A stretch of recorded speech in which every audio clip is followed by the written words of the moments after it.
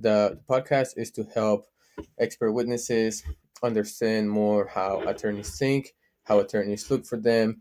Does having a search icon on the expert's website helps? I was curious to get your thoughts on that.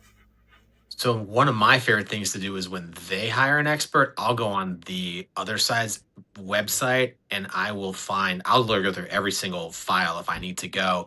And it's unbelievable to me how biased some of them will put their stuff. One of them, listen, I do this stuff for the insurance companies and I do this all day long. And I'm like, dude, you just put that on a website. Like, you just gave me some fantastic cross examination questions to ask you. Did you really think this out? Who was behind this?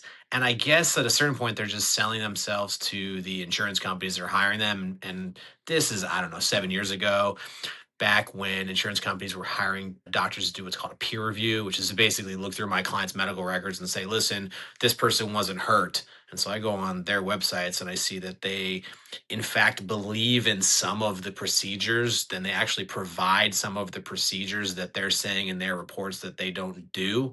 And so it's just like me giving it to the defense lawyer, being like, are you really going to call this clown? Is this really what's going to happen? Do you want to encourage the carrier to change their mind and actually pay my client to go away? Or how ugly does this have to get because you had all this garbage on the website, or this expert had all this garbage on his website saying that he does the exact same things that he's telling my client they can't have? I'm like, this is fantastic. But that's not an everyday scenario, but it's a fantastic one when a plaintiff's lawyer can get that kind of evidence. Yeah, definitely. They got to be careful with what they put on their website, right? They can't be making all these I'm going claims to or use anything and everything on the website for cross examination fodder if I have access to it. So you absolutely have to be on both sides very careful. Same thing going the other way, right? I don't want to hire somebody that does all plaintiff's work all day long and always testifies for the plaintiff and puts it on their website. Some experts are savvy, right? When I'm asking them, well, how much do you do for this side and how much do you do for that side? Well, I don't know. I don't keep track of that. We all know you keep track of it, right? But you're probably not going to put it on your website saying, I do 60% this and 40% this, or I do 95% this and 5% this. It doesn't make any sense to do that. So that you can tell when you're deposing somebody, cross examining somebody, how savvy they are based on what's on their website at a certain point. let's say their website is spotless. The scenario I'm looking at is the expert has a really good report, right? Fact based, everything has a really good report. So sometimes what the opposition will do is they'll try to bring up stuff on their website that they're really just trying to make them look bad, but it's not necessarily anything that is bad, right? Like asking them like, why do you have this photo? Why do you have that when it doesn't mean anything? Do you think that scenario the jury can tell or everyone involved can tell like they're just trying to make him look bad? If you're cross examining somebody or you're deposing somebody and looking to make them look stupid and you're not doing it in a pleasant manner, then you're going to look like a jerk yourself. But the expert needs to know my website, my Instagram, my Facebook. The other side is going through all of this. Jurors are instructed during trial, do not go and research this stuff. You would hope that doesn't happen or exist, but you hear stories of people going home and like doing their own experiments or showing up to the scene during the middle of trial that they've been specifically instructed by the judge, do not do this thing, right? And they're doing it, right? So if they're doing it, you have to at a certain point believe they're probably Googling each lawyer, they're probably Googling the experts, they're seeing what these people have done, they're searching their websites, they're looking up their past history, which is all stuff that I do when I'm trying to figure out information about the other side and also trying to figure out information about people that are on essentially my side that are testifying truthfully on behalf of my clients. Going back to things that are really nitpicky on a website, do you as a lawyer, if you see a home tab on a website, right, they have home services, areas of Yeah. expertise, does that matter at all? If I was an expert, the safest thing for me in creating a website would to be make it as simple as possible. Really, I don't want a whole bunch of tabs every which way. I wanted to say who I am, what I do, why I can say what I can say, what my education is, what experience I have in this particular level of whatever I'm testifying on. But if it's too complicated, then it's probably a scenario where you're giving the other side a decent amount of information to cross examine you with.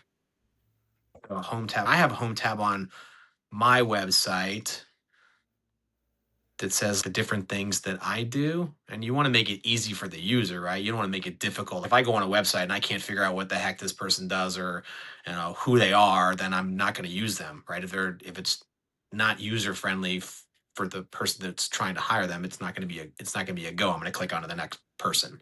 So for me, a home tab, it wouldn't make any difference. I just want to make sure that the information that I need is on the website and that there's nothing there where I'm like, ugh, I don't want to hire this person because of X, Y, and Z that they posted on their website. Yeah, that's what I was trying to allude to. Like most people know to click on the logo if they want to go back to the home tab. I would assume that most lawyers are relatively savvy with utilizing the internet and expect a certain level of professionalism experts in their websites. And that if the website is not professional and it's not put together well, then I'm going to move on to the person that has the professional website that says what it needs to say and makes it easy for the user. That goes on to my next question because some experts they have an old school website that looks like it was built 2000, right? Like just old school, and they tell me like, "Oh, I don't need a website. Lawyers can come and find me." But something I've been noticing is that professionalism, looking modern, like you still exist, does matter. So I try to tell them having a more modern, professional built website does matter. I'm not saying it's gonna get you hired or not, but it does weigh in on the decision. So I'm curious, in your case, if you have, let's say, two experts, one that you has a really old school website, it's really hard to find anything in there, and another one that has a really professional one. It's easy to navigate. You examine it, it has nothing that could be used against them. Would that weigh in your decision on which one to choose? It's very easy to create a professional website if you have the right people doing it. So if somebody has a website from 20 years ago, and there's lawyers that do the same thing that have websites from 20 years ago, and I'm like, why are you guys having this website from 20 years ago? It's not really that difficult. You hire the right people, they make you a website. You're not doing it yourself. It's not terribly cost ineffective as well. It also, I believe, helps you rank in different algorithms up higher. So the notion that you wouldn't update your website seems weird to me. Maybe you're so busy that you don't need to do that, but that seems, I don't know, an old person thing to think is that I don't need a new website or I'm good with this thing that looks like AOL from like 1998 kind of deal. Yeah, Yeah. they're still out there. Some people have them. But awesome, awesome. Thank you for that. Another thing that I've been hearing from experts is that sometimes they don't want to collect reviews because they think that the opposition might make a connection and say, "Oh, they know each other. That's why they hired each other. It's not because he's a real expert in that." And I'm assuming that is true, but if the expert is an expert and it's true that he's a friend with the lawyer, does that hurt the expert or can that be justifiable? So my father-in-law is a traffic engineer and he is a damn good traffic engineer and he would make the perfect witness for me in all sorts of cases. But the first question that would ever be asked of him is, how do you know Brian? Because if you just Googled me, you would figure out that that's my father-in-law. And so I can't hire him in a lot of cases. Now I can use him behind the scenes to advise me on all sorts of stuff, which is super helpful. But I would think at a certain point, if the same lawyer is hiring the same expert 25, 30-ish times in a row, and it's all the same stuff. And you hear, I have a lawyer that works with me. He was in Virginia for 20-ish years, and there was a plaintiff's lawyer in town that always used the same expert for opining that different people had brain injuries. Now, whether or not they had brain injuries or didn't have brain injuries, this guy was going to say that they had a brain injury, right? So that becomes problematic from all sorts of fronts. ethics, cross examination, the same guy doing it over and over and over again. That's not the things that are supposed to happen. I I don't want to hire the same expert over and over again. If they're good on a particular case and they're helpful and I can justify it and they're telling me truthful information, then yeah, that's who I want to use if I've used them in the past. But it becomes dangerous over and over and over again because the jury hears, well, how much money has this plaintiff's lawyer paid this expert over time? Or how much money has this defense lawyer paid this expert over time? And if it's in a six-figure range, that's probably saying to the jury, well, what are this person's incentives here, right? Is this guy just saying this, or is this lady just saying this because this lawyer's paying him to say it? And in full candor, like, I don't know, I can pay someone to tell you the sky is purple because there are all sorts of experts that, in my opinion, are just bought. And that can go to both sides, but as obviously as a plaintiff's lawyer, I'm skewed to think that the lawyers that are telling all the people that they're not hurt over and over and over and over again are defense hacks and insurance defense hacks, and they're paid by the insurance companies. I like experts that don't do a lot of the same stuff over and over again. And I have a tendency to hire kind of unique experts on all different types of cases that I work on, but you have to make sure that your expert's not going to get destroyed by the other side when you're thinking about who you're going to hire. So when they hire the same expert, it's very suspicious. But it's not like you worked with an expert one time 10 years ago and you hired him again now. Is I what don't you're have any more. problem with that. Yeah, if it's 10 years ago, if it's a unique case, but if I have the same expert that's saying every single one of my clients has this exact same injury, like that's not the best thing in the world. And there are some experts for different types of cases, right? So you get a shoulder expert for a torn rotator cuff, you get a knee person for knee or and hip and vice versa in every which way. But then again, you don't want to be hiring a shoulder guy to tell you that someone's hand's messed up. You'd rather the shoulder person tell you that. So that's why you got to make sure that person is experienced in that particular area. Thank you for clarifying that. Another question I had, in the expert's CV, I've been told it gets handed out to the jury, to everyone. I see some experts that have their photo on the CV. I've seen others that don't. And I heard that could cause a bias on race, money, right? If they're too look too nice, that sort of thing. Is it recommended that they have their photo on the CV or not? It depends on that particular case, how many experts are testifying. I would think that if there was 5 experts on each side, that it wouldn't hurt to be this person's photo is here. If it's a one expert case, I don't know if you need the photograph there, but you're spot on with I don't want my expert looking like they come from a boatload of money. They're wearing some flashy Rolex or whatever. That's not a good look. Lawyers do the same thing. I tried a case against a lawyer that wearing a big old flashy gold Rolex. I was like, this is fantastic. I'm glad this guy made this decision to wear this thing because the jury sees that thing.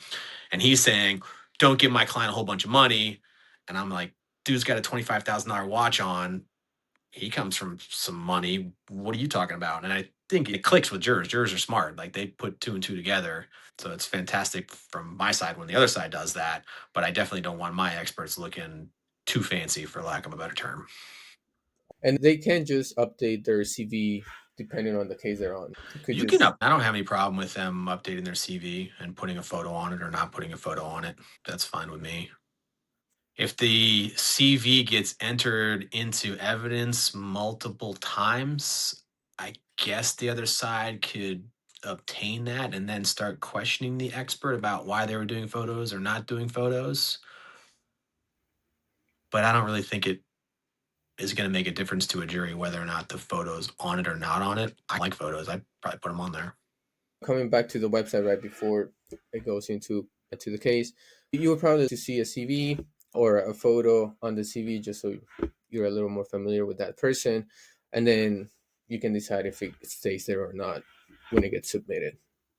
I want to see the expert as well on the website. Some websites don't have a photograph of the expert. People are people, humans are humans. Like, I want to see who I'm dealing with and who's going to be put in front of a jury at the end of the day. Because if there's not a photograph, I'm like, what's the deal?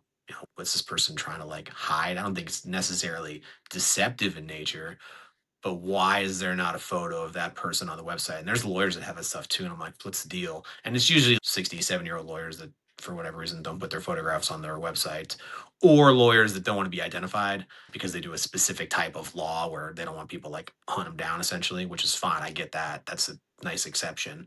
But if it's just a general website, you should have your photograph on it. I totally agree with that. And then one last question is, because some experts say, I don't want to have too much marketing because then it could be used against me. Everything can be used against us. Do you think that's a good excuse to not do marketing and then not get as many cases as they could? Or would you still recommend that they should do some marketing? It is a business, it is a practice that they need to A work on. a limited amount of marketing is fine if they're out there. I guess most of the people that I'm cross-examining are usually defense experts, and some of them are hired by insurance companies. And when it says like insurance company expert on their website, I'm like, that's good. You clearly work for the insurance companies. I can cross-examine you on this and make it look like you're biased towards them. There would probably be better off saying, I'm an expert in this particular area of the law. That can go both ways. You want to do enough marketing so you have some work. And I think the juries get some people market themselves as experts. You want to, as an expert, not just, in my opinion, be doing it all day long and not be doing anything else, right? You want to be actively doing the practice of whatever it is. So if you are testifying about people's injuries, and you should have somewhat of a medical practice that's ongoing, or have or had done it for 20, 30, 40 years, whatever the heck it is. If you're just doing that, like if you just graduated law school and you're like, I'm going to be an expert witness, or sorry, if you just graduated med school and you're like, I'm going to be an expert witness in this particular thing, that's not going to look well. You don't have the experience to be able to testify about it. And that's super important. If they're younger, it would make sense if they have their actual business in addition to being an expert witness on the side. And it makes sense if they might do more expert witness work once they get older, right? They've been in the field for a long time. Once they have the experience to be able to testify about the thing that they're testifying about, that's essentially the goal. But if you're straight out of your education, and that's not to suggest that you need to have a certain type of education to be able to testify. I've worked on cases before where we needed an opinion about a horse saddle, right? So I drove up to, this is when I'm in Florida, drove up from South Florida to Ocala to meet with an expert so they could physically evaluate a saddle. And it's not like they went to the college for saddle evaluation or whatnot. They just had been doing that type of work for so long and had been around horses for that long that they were able to testify about it. So that level of experience allowed them to do, which is why we were utilizing that expert. Brian, thank you so much for your time. At the last bit, I'd like to give you an opportunity for people that don't know you, say who you are, your law firm, what you specialize in, and who is the people that you like working with. I'm a plaintiff personal injury lawyer in Louisville, Kentucky. I handle cases across the state. I do all different types of cases. I say the bulk of my cases are car crash cases, slip and fall cases.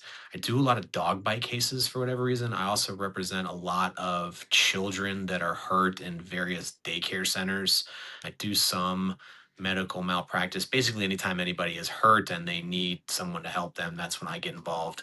My stock in trade is being available, being able to try a case if I need to try a case, and working hard. Awesome. Awesome. Thank you, Brian, so much for being here.